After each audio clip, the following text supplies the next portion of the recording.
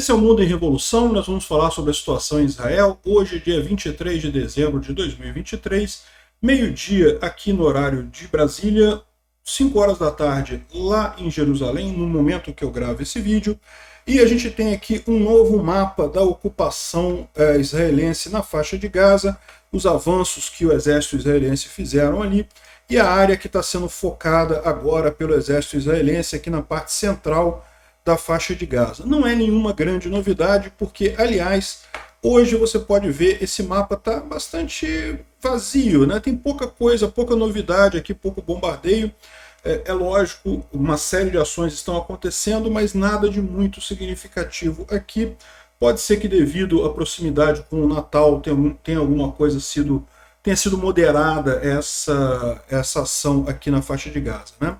O que não mudou foi aqui no norte de Israel, sul do Líbano, que continua indo com muita força os ataques israelenses aqui contra o Hezbollah aqui no sul do Líbano, né? A gente teve também a notícia de que os Estados Unidos aceitaram uma forma branda da ação humanitária na faixa de Gaza, ou seja, não aceitaram o cessar-fogo que era demandado pela ONU, mas aceitaram uma ajuda humanitária, a entrada de caminhões na faixa de Gaza para ajudar os palestinos, supostamente devido à falta de comida que tem lá, né? A gente já viu que é mentira isso, tá? Que tem bastante comida na faixa de Gaza, mas de qualquer forma essa foi a decisão. E também temos a informação do Irã que está ameaçando fechar o Estreito de Gibraltar, hein? Olha que coisa perigosa isso daí, pode fechar todo o Mediterrâneo para navios cargueiros. Vamos falar sobre esses e outros assuntos em detalhes. Essas notícias foram sugeridas por O Original Não Se Desoriginaliza, Velho Virgem e várias outras pessoas. Obrigado aí ao pessoal que sugeriu a notícia lá no nosso site, no wrevolving.com. Obrigado a você que está assistindo nossos vídeos. Se você gosta do nosso conteúdo, por favor, deixe o seu like e se inscreva aqui no canal, né?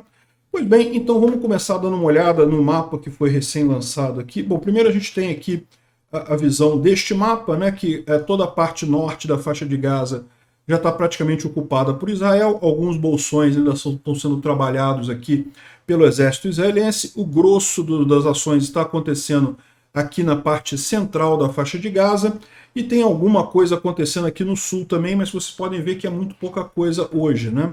Tem um outro mapa aqui da região mostrando exatamente isso, alguns avanços israelenses aqui no centro da faixa de Gaza, o aviso para evacuação desta área, a gente mencionou isso ontem, os israelenses avisaram que essa área aqui vai ser alvo do próximo ataque, né? Isso faz sentido porque vocês lembram, recentemente teve foguetes do Hamas sendo lançados exatamente a partir dessa área aqui, até em direção a Tel Aviv, né? Então, de forma geral, o norte da faixa de Gaza já está meio que resolvida a questão aqui. É lógico, ainda tem muito trabalho para fazer. Essa área aqui é uma área muito densamente povoada, e aí o exército tem que ir de casa em casa, de prédio em prédio, para ver se não tem túnel, para ver se não tem armadilhas, para ver se não tem nenhum terrorista do Hamas por ali. Mas, enfim, é agora um trabalho mais burocrático nessa região aqui, né?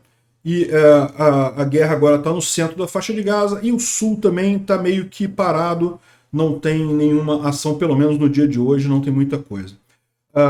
As tropas israelenses, durante a atividade operacional nos últimos dias, tiros falsos, atraindo dezenas de terroristas dentro de um edifício que servia como quartel para o Hamas, e daí direcionaram um ataque de aviões em cima desse edifício, eliminando dezenas de terroristas ali. Ou seja, entenderam a história, né? Eles mandaram alguma coisa que fazia o som de tiros falsos, aí o pessoal do Hamas entrou no prédio para ver o que era, porque era uma fortaleza do Hamas, entrou o pessoal lá e aí jogaram a bomba e explodiram todo mundo, né? Também atacaram uma célula terrorista na cidade de Gaza, e 3 terroristas nos arredores de Al-Shat, eliminando todos eles, né? Identificaram também terroristas tentando atacar tropas, eliminaram eles com tiros de sniper, bem como localizaram e destruíram a infraestrutura terrorista, inclusive prédios usados pelo Hamas como locais militares. Então, teve bastante coisa, tá? Não aparece tanto no mapa, mas teve bastante avanço aqui. Segundo o IDF e o Shin Bet é o serviço, a polícia federal deles lá, mais de 200 operativos, né, mais de 200 terroristas da Islamic Jihad do Hamas foram capturados em Gaza na última semana e levados para Israel para questionamento. Um statement, uma declaração conjunta diz que centenas de suspeitos foram detidos na faixa de Gaza e deles mais de 200 foram levados para Israel para serem interrogados pelo Shin Bet e a unidade 504 da inteligência militar, né? Diz que alguns dos terroristas da Islamic Jihad e do Hamas foram capturados enquanto estavam se escondendo junto com a população civil e mais tarde se renderam, né?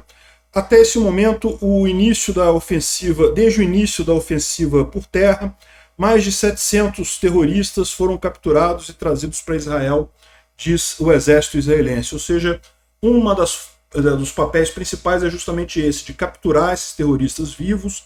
Por quê? Porque eles vivos podem dar informações sobre os outros terroristas, sobre a organização do Hamas, e assim facilitar o trabalho do exército israelense no restante da operação, né?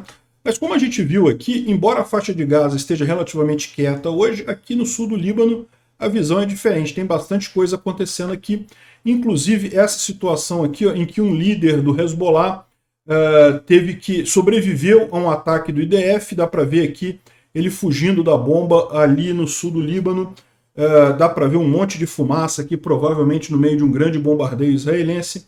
Realmente esse líder conseguiu salvar o Al-Manar, mas é por enquanto, mais dia menos dia chega a hora dele. O Instituto para Estudo da Guerra, ele diz aqui, fala sobre as operações ali, mas o que ele tem de interessante aqui é que ele diz que os Estados Unidos está conversando com o Hezbollah e com o Israel para reduzir as tensões no sul do Líbano, ou seja, estão havendo negociações ali, talvez não ocorra a ação militar israelense lá no sul do Líbano, né?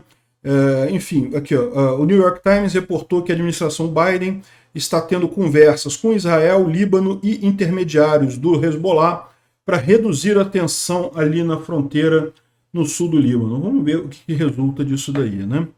Bom, uma coisa muito preocupante certamente foi esse aviso do coordenador assistente da Guarda Revolucionária do Irã, que disse que os apoiadores de Israel devem esperar a fechamento do Mar Mediterrâneo, o Estreito de Gibraltar e o resto dos caminhos de água. Lá seria basicamente o Estreito de Gibraltar e o Canal de Suez, que seriam fechados, né?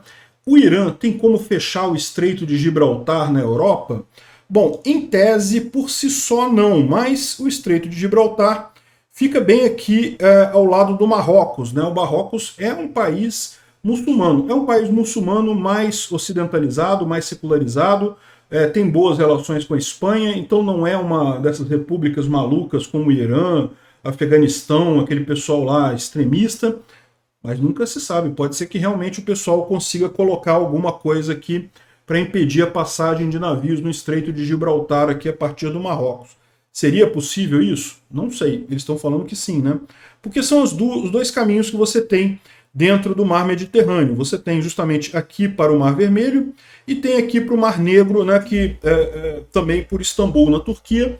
Em tese a Turquia poderia fazer esse papel também? Em tese poderia, né?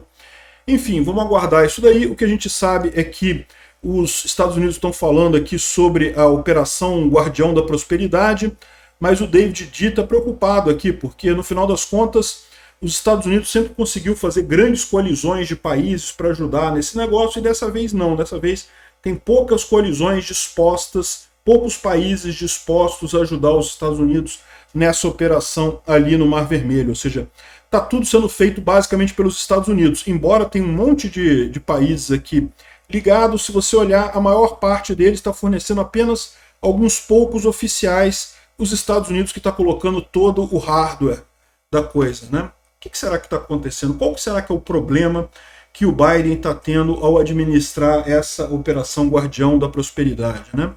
Bom, a gente sabe que os Estados Unidos, depois de vetar 2 resoluções, concordaram com um texto sobre Gaza, mas esse texto não fala em cessar fogo, fala apenas em ajuda humanitária. Esse foi o ponto que permitiu a aprovação desse texto lá nas Nações Unidas, né? Então é isso daí, vai ser aprovado mais ajuda humanitária. Eu sinceramente questiono se seria necessário isso, mas de qualquer forma deve facilitar a coisa ali, né? E outra coisa, é muito curioso essa thread aqui do Shai Davidai, falando sobre os campus, né, de universidades americanas que estão sendo aterrorizados por protestos pró-Hamas, principalmente de estudantes liderados pelos Estudantes por Justiça na Palestina. E daí ele faz um levantamento aqui de onde é que vem esse dinheiro desse pessoal, né? E ele chega então no nome de Hatem Bazian, que era um professor que fundou esse movimento lá em 2001, Movimento Justiça para a Palestina e coisa e tal. E ele fala aqui que ele fundou também a American Muslims for Palestine, né, a AMP, uma outra organização também para promover a causa palestina. E tem mais de uma dúzia de filiais em vários lugares da América do Norte e ainda carrega o pessoal de 3 fundações pró-Palestina antigas que foram interditadas nesse tempo. A Fundação para a Terra Santa, a Fundação Islâmica para a Palestina e Corações Bondosos para o Desenvolvimento da Caridade. E essas 3 organizações foram dissolvidas e tiveram seus ativos confiscados pelo governo americano porque estavam arrecadando dinheiro para o suporte de organizações terroristas. Então, repara, esse grupo que hoje faz os protestos nos campos das universidades está ligado a organizações que faziam doação para ações terroristas, para o Hamas em si. Será que não fazem mais? Mudaram de nome agora e não fazem mais? Ou será que continuam fazendo, né? Então estão colocando aqui a ligação da MP, que seria o principal ponto de convergência do dinheiro que está irrigando todo esse pessoal, né? Ou seja, o fato é que esse povo consegue fazer um levantamento muito grande de dinheiro entre imigrantes árabes em vários lugares do mundo, todo mundo se sente muito à vontade para ajudar essas instituições, e esse dinheiro acaba financiando terroristas lá do Hamas. Um absurdo completo. É o que eu falo para vocês, é a grande esquerda mundial agindo aqui. Ó. É uma thread bem completa aqui, com um monte de informações sobre como é que o dinheiro chega nisso daí, como é que eles arrecadam e chega o dinheiro para esses protestos pró-Palestina nos campos de universidades americanos. Né? Alguma coisa que o pessoal devia investigar com calma isso daqui. É muito estranho mesmo. Obrigado por assistir o vídeo até o final. Se gostou do conteúdo, não esqueça de deixar o seu like, isso ajuda o canal a crescer e a chegar para mais gente. Se não gostou, deixe o dislike e explique nos comentários como podemos melhorar. Comente também sugestões de temas que podemos trazer por aqui. Comentários insultuosos ou defendendo ditaduras e criminosos de guerra serão sumariamente bloqueados. Agradeço a compreensão. Se ainda não é inscrito no canal, considere se inscrever clicando no botão inscrever-se abaixo e marcando a campainha para todos os avisos. Se quiser ajudar o canal, veja no nosso site como você pode fazer isso.